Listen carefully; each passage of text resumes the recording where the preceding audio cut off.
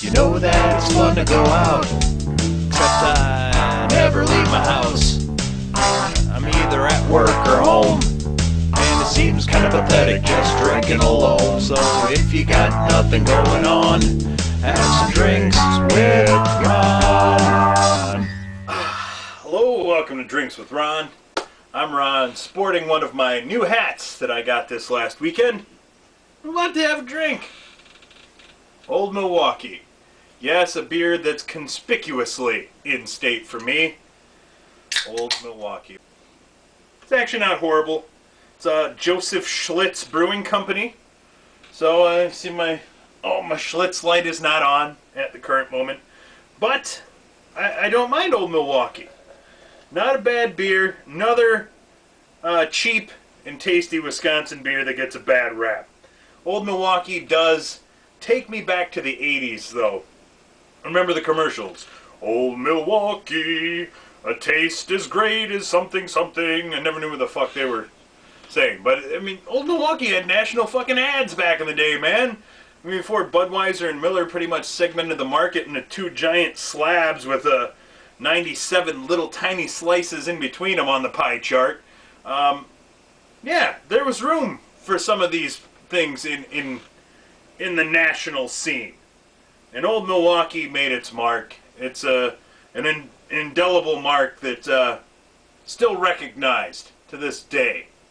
People know what Old Milwaukee is, damn it. And, well, that got me thinking. Thinking about some of the great things from the past. Because well,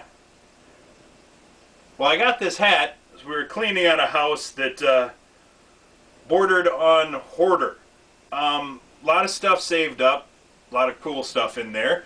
But a lot of nostalgia trips, really, is what it was.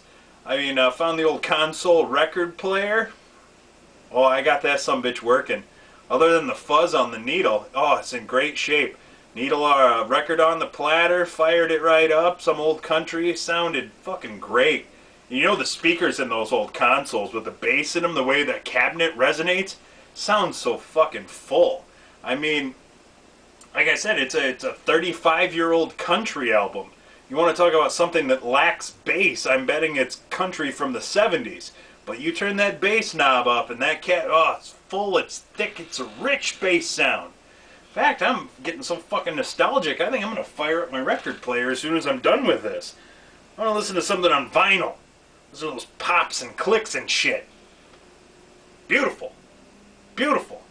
So, yeah, like I said, it got me thinking of all these other things in the past that things our kids will never get to experience. And, of course, this console had an 8-track player.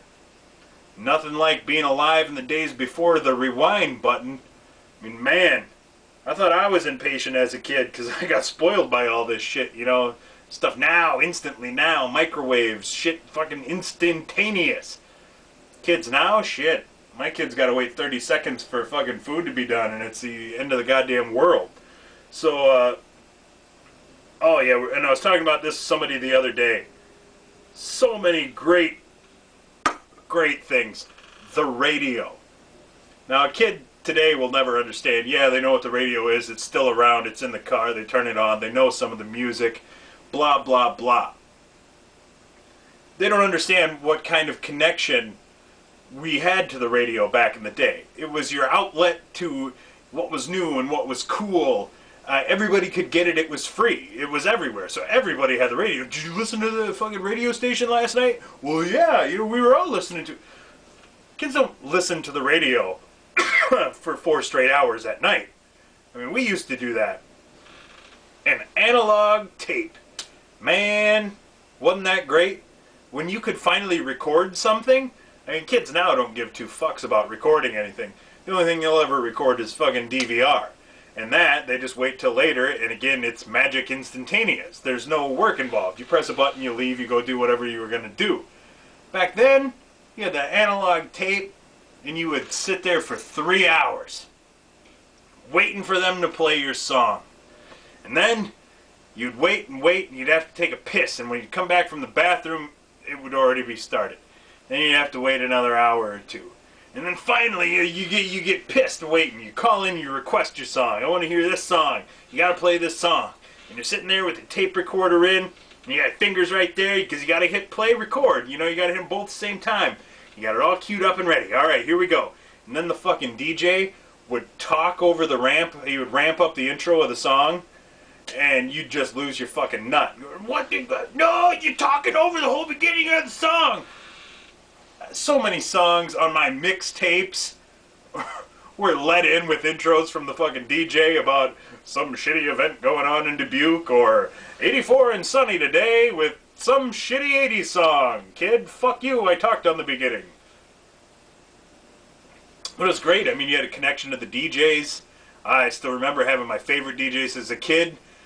So it made me want to get into radio. I mean, it was the coolest thing. Sunday night, you'd have Casey Kasem with the top 40.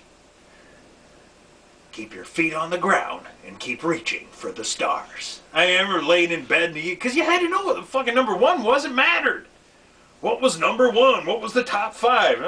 Top five what? Downloads on iTunes? I don't give a shit. It'll be different in 3 hours. You know, it's like there's no concept of any of that now. Everything's so instant. I used to love ESPN. Loved it. I was a fucking ESPN junkie back in the day. I haven't watched a Sports Center, God, in almost 8 years. There's no point.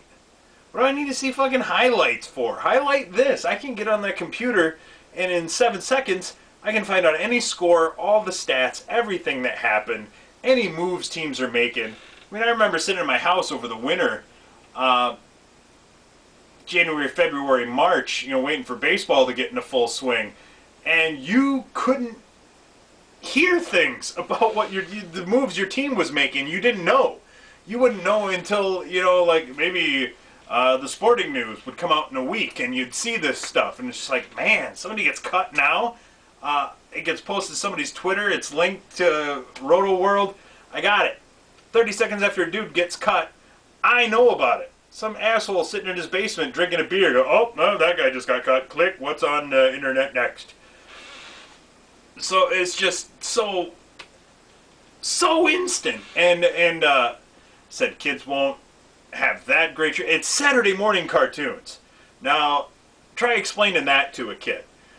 Cartoons... Fuck, they got their own network now. There's a network 24 hours a day, 7 days a week plays cartoons. Then there's 3 more networks right near them on the dial that are playing cartoons a vast majority of the day. Most days. So you got 3 to 4 any given morning or afternoon during the week. You have 4 or 5 channels playing cartoons. That never happened when we were kids. Cartoons were relegated simply to Saturday morning, and that was it. Every network, there was like 5 stations of cartoon Saturday. Now there's not shit. There's like 1 or 2, maybe 1 network, okay, maybe 2, actually play cartoons on Saturday mornings. It's the most fucked up thing. I used to get up at 6 a.m. and Mom had the TV guide, but then she also had the newspaper TV guide. That's what we called it, because it was the TV guide that came in the newspaper. Now that was the one I liked because that had it all blocked out. So you had your whole list of programming for every channel on your cable system from like 6 a.m. to 2 in the afternoon. Well past where I was going to be paying attention. So I would be up Saturday morning at 6 a.m.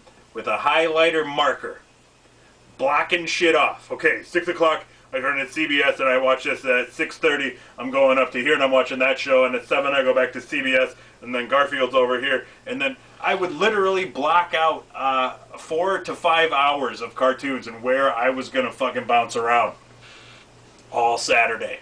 Now, there ain't that shit. A couple of years ago when my kid was little, I got up, Saturday morning cartoons. It's like CBS. Like, that was it. And not even for that much time. It was like, well, fuck, I guess we'll go back to Cartoon Network because they're playing cartoons. It's like, you don't... I was telling my daughter tonight, because I was explaining we were watching Modern Marvels, and I was talking about the rabbit ears and TV being broadcast. And it's, yeah, TV was like radio. It was everywhere. It was free, and everyone had it. You didn't need a cable hook there. You didn't pay anybody. You hooked a wire to the back. You reached it towards the cosmos, and you got TV. She said, "Oh, I would like that. Yeah, you could just, you wouldn't have to pay anybody. You wouldn't have to hook anything up." I said, "Yeah, but there was 3 fucking channels." "Oh, I wouldn't like that." Yes, exactly. Exactly. And probably my favorite part of the bygone era is remove the hat, have a moment of silence for Columbia House Records. Yes, sir. Yes, sir. 8 tapes for a penny. Oh, you know it. Fuck, I'm 11 or 10 years old. I was gluing a penny to that card, sending that shit back, and it didn't matter. Like, dude, I'm 10. What are you doing signing me up into a legally binding contract where I now have to purchase more things from you in the future? I'm a minor and I don't have a job. Where the fuck are you getting off running these scams? So, yeah, I signed up to a few of those. I remember a couple of guys I know have a brother who's, shall we say, developmental disabilities. So they would sign him up and order a bunch of tapes, because it was cassettes back then. They'd sign him up, order all these, and then when they'd come, they'd call Columbia House up. "What the fuck are you doing? My brother is not capable of making these decisions. He's blah, blah, blah." "Oh, we're so sorry. Well, dude, just don't worry about the bill." And yeah, I'm sure they got away with that a few times. But I milked that shit. My CD rack over there is probably 2/3 filled from Columbia House. And the funny thing was, I would sign up for Columbia House, I would fulfill my commitment, and then I would fucking cancel the next day. Well, you get your free ones, and then you have to buy like 2 more over the next year. So generally what I'd do is I'd buy one, I'd get the other one out of the way, then I'd cancel. Because in 6 fucking months, I'm a-coming back. You think I'm going to keep buying your shit at regular price? Even at buy one, get one free? What am I, fucking dumb? How is buy one, get one free even in the same ballpark as buy 2, get 8 free? Because that's the deal you just gave me. You're telling me once I've fulfilled this deal, now I get scammed by you? Well, fuck you. I quit. And wait for it. New member. 8 for a penny. So at one point I had Columbia House, BMG, and then I think there was one called Play from Columbia House. Columbia House had a fucking spin-off record company, if you can believe that shit. And I started wondering, because one day it just quit showing up. I was like, fuck. Because they would send them, and that was the worst part of Columbia House, too. They'd send you the thing in the mail, and it would say, "If you don't want this, then reply." So if you forgot to get it in the mail, they'd just send you the fucking thing every month. It's like, what kind of shit is that? Is this the fucking Jelly of the Month Club for rock music? Because I'm not just gonna take whatever you fucking send me. What kind of indiscriminate bastards just accept everything? "Oh, yes, I would like the new album of a band, please. You are very good, all-knowing company. Please send me whatever you feel I will enjoy, because I'm dumb and I will just enjoy it blindly." So it's like, the kind of people that get into these clubs are people of discerning musical taste who have preferences, and they don't just want your fucking CD of the month. So that always sucked. You get it, then you have to try to look in the box and see what, well, maybe I do want to keep this one, and if I keep it, it'll count as one of my 2 I need to buy. So you try to look in there without ripping the thing open, and, oh, okay, I want this one. And then I did not order, and put it back in the mailbox. Yeah, good times, good times. And in fact, the Columbia House, from what I read online, they do still exist, but they quit with the memberships years ago, which pisses me off because, like I said, I'd order, fulfill my agreement, and quit, and wait for the reorder. Well, the reorder's not coming anymore. My last experience with Columbia House was probably 2001, 2002.